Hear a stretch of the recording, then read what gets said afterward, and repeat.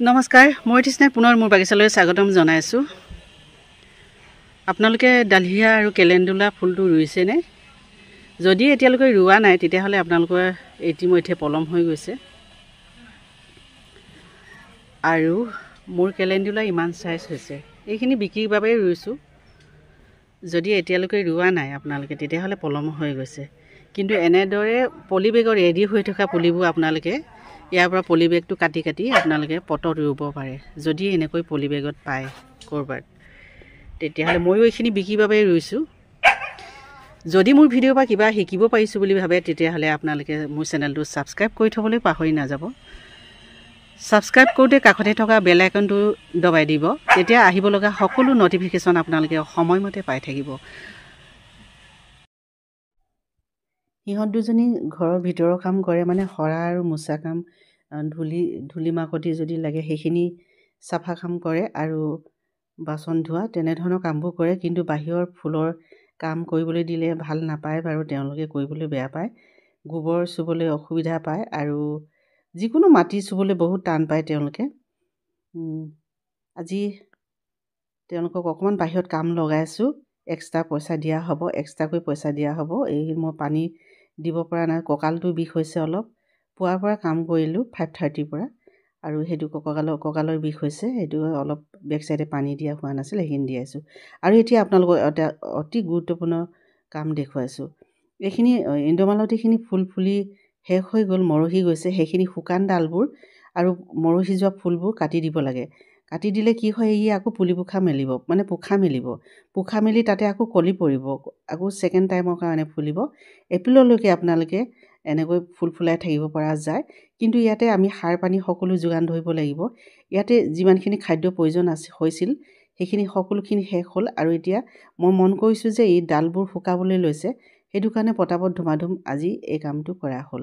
আপোনালোকেও কৰিব। যদি আপোনাৰ ফুলজোপা এনেকৈ মৰহি শেষ হৈ শুকাই গৈছে তেতিয়াহ'লে ইয়াৰ শুকাই যোৱা ডালবোৰ কাটিব আৰু মৰহি যোৱা ফুলখিনি পটাপট কাটি দিয়ক। আকৌ পোখা মেলিব। পোখা মানে আমি অসমীয়াটো পোখা মেলা বুলিয়ে কওঁ। নতুন নতুন ব্ৰাঞ্চ আহিব, আকৌ তাতে কলি পৰি আকৌ ফুলিব। কিন্তু খাদ্য যোগান ধৰিব লাগিব আমি। এইখিনি কথা অতি গুৰুত্বপূৰ্ণ কথা হয়, আপোনালোকে ভালদৰে মন কৰিব। কিন্তু ইয়াৰ যিখিনি সাৰ মাটি আছিলে, মাটিখিনিতো সম্পূৰ্ণ হৈ আছে, কিন্তু আমি ইয়াক জুলীয়া সাৰ মানে যোগান ধৰিব লাগিব। ইয়াতে যি খালী পানী নিদি পিনে আমি পানীখিনিত বেলেগ মানে ইয়াতে মিশ্ৰিত হৈ থকা সাৰ দিব লাগিব। ফুলজোপা মৰহি গ'ল বুলি পেলাই নিদিব, উভালি পেলাই নিদিব, ইয়াক আকৌ যত্ন ল'ব লাগিব। তেতিয়াহ'লে আমি অলপ এপ্ৰিললৈকেতো ফুলাই ৰাখিব পাৰোঁ ন, অকণমান কেয়াৰ ল'লেও হৈ যাব। কেনেধৰণৰ জুলীয়া সাৰ ব্যৱহাৰ কৰে আপোনালোকেতো সকলোৱে জানে, যিসকলে গাৰ্ডেন কৰে, বাৰী পাতে, সকলোৱে জানে কি কি সাৰ প্ৰয়োগ কৰিব লাগে। জুলীয়া মানে ইয়াতে মাটি ভৰ্তি হৈ আছে ন গোটেই পটটো, সেইখিনি পুৰণি মাটিখিনি আছে, সাৰখিনি আছে, কিন্তু জুলীয়া সাৰ ব্যৱহাৰ কৰিব। এইটো ইমান ধুনীয়া, চাওকচোন, বগা জাইকল,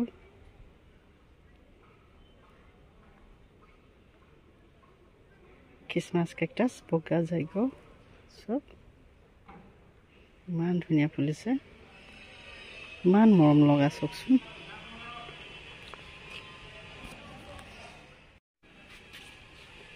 আৰু এইটো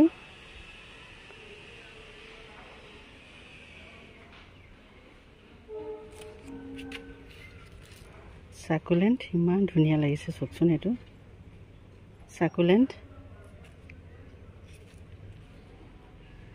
লক্ষ্মী কমল, এইটো লক্ষ্মী কমল। চাওকচোন, ইমান ধুনীয়া।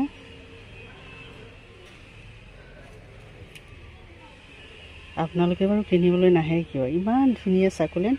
এইবিলাকতো কেকটাছ নহয়, আপোনালোকে ৰাখিব পাৰে। ইমান ধুনীয়াকৈ প্লেট এখনত গোটেইখিনি সজাই ৰাখিব পাৰে, ইমান ধুনীয়া। চাওকচোন, গোটেইকেইটা বেলেগ বেলেগ ভেৰাইটি। যদি আপোনালোকক বেছিকৈ লাগে তেতিয়াহ'লে মোৰ সৈতে যোগাযোগ কৰিব।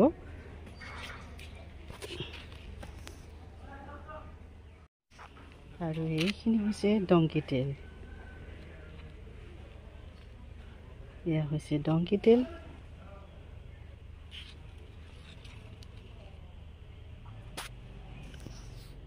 এইটো হৈছে ৰেক্স বেগুনীয়া, খুব ধুনীয়া ৰেক্স বেগুনীয়া এটা আছে।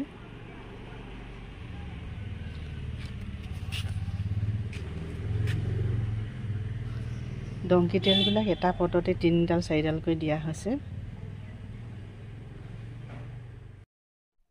শীতকালীন ঋতুটোত এগ্লনিমাৰ পাতবোৰ খুব উজ্জ্বল হোৱা দেখা গৈছে, কিন্তু ইয়াৰ মানে বহা মানে পুলি বেছি মৰা উইণ্টাৰ ছিজনত মৰা দেখা নাযায়, পুলি ওলোৱা দেখা নাযায়।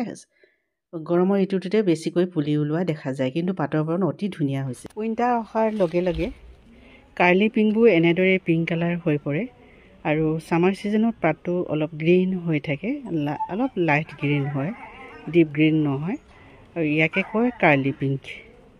ইয়াৰ পাতটো কোচ খোৱা। ডেভিল বেকবনৰ এটা প্ৰজাতি হৈছে কাৰ্লি পিংক।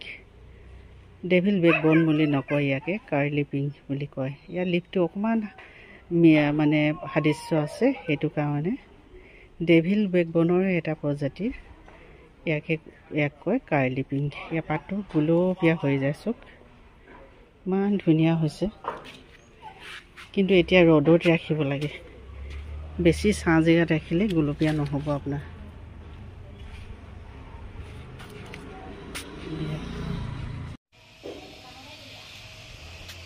মোৰ ভিডিঅ'ৰ পৰা কিবা শিকিবলৈ পাৰিলে যদি নিশ্চয় লাইক এটি কৰিব বুলি আশা কৰিলোঁ, আৰু লগতে চেনেলটো ছাবস্ক্ৰাইব কৰি থ'বলৈ পাহৰি নাযাব। পুনৰ লগ পাম অহাকালিলৈ নতুন ফুল লৈ, নতুন টিপছ লৈ। নতুন ফুল লৈ নহয়, নতুন টিপছ লৈ আহি আছোঁ আকৌ, পুনৰ লগ পোৱাৰ আশাৰে।